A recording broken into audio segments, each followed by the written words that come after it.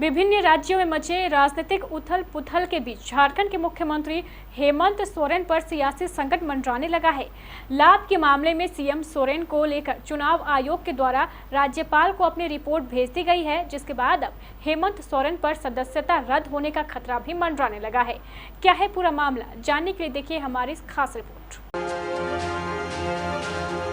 बिहार में कई दिनों तक चले राजनीतिक उथल पुथल के बाद अब झारखंड के मुख्यमंत्री हेमंत सोरेन के ऊपर भी संकट के बादल मंडरा रहे हैं। दरअसल भारतीय जनता पार्टी के द्वारा पत्थर खनन का लीज अपने नाम आवंटित करने का आरोप लगाते हुए हेमंत सोरेन के खिलाफ ऑफिस ऑफ प्रॉफिट से जुड़े नियमों के उल्लंघन की शिकायत के बाद अब चुनाव आयोग के द्वारा इसकी रिपोर्ट राज्यपाल को भेज दी गई है। अब राज्यपाल रमेश बैस इस पर अंतिम निर्णय लेंगे, जो फिलहाल अभी दिल्ली में है।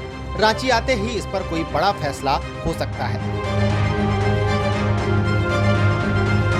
भाजपा ने राज्यपाल रमेश बैस से शिकायत की थी कि हेमंत सोरेन को विधानसभा से अयोग्य घोषित किया जाना चाहिए। भाजपा ने हेमंत सोरेन पर आरोप लगाया था कि वे मुख्यमंत्री होते हुए भी दूसरे लाभ के पदों पर बने हुए हैं।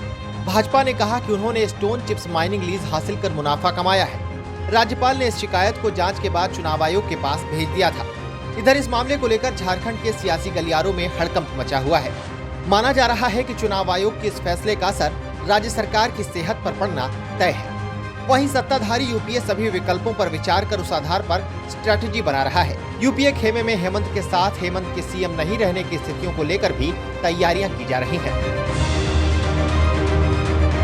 बता दें कि अगर हेमंत सोरेन की सदस्यता रद्द होती है तो उन्हें इस्तीफा देकर फिर से मुख्यमंत्री पद की शपथ लेनी होगी और इसके बाद 6 महीने के अंदर विधानसभा का चुनाव भी जीतना होगा। लेकिन अगर राज्यपाल उन्हें चुनाव लड़ने के लिए अयोग्य घोषित करते हैं तो ऐसी स्थिति में उन्हें मुख्यमंत्री पद से इस्तीफा देना होगा। माना जा रहा है कि ऐसे में वो परिवार या पार्टी के किसी और को कमान सौंप सकते हैं, जिसके लिए पार्टी में अब विचार विमर्श भी शुरू हो चुका है। झारखंड मुक्ति मोर्चा और यूपीए के द्वारा 3 नामों पर चर्चा की गई है। यूपीए प्लेटफॉर्म पर अनौपचारिक रूप से 3 नामों पर चर्चा हुई, जिनमें सबसे पहला नाम सोरेन की पत्नी कल्पना सोरेन का है। दूसरे और तीसरे नंबर पर जोबा मांझी और चंपई सोरेन है। दोनों सोरेन परिवार के काफी करीबी और विश्वस्त हैं। दरअसल 10 फरवरी को पूर्व सीएम रघुवर दास के नेतृत्व में बीजेपी के एक डेलीगेशन ने गवर्नर से मुलाकात कर सीएम सोरेन की सदस्यता रद्द करने की मांग की थी।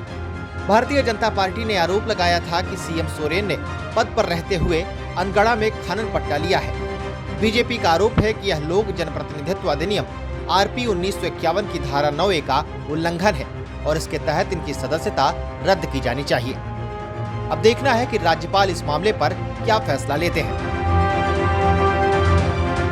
Bureau report, KBC news.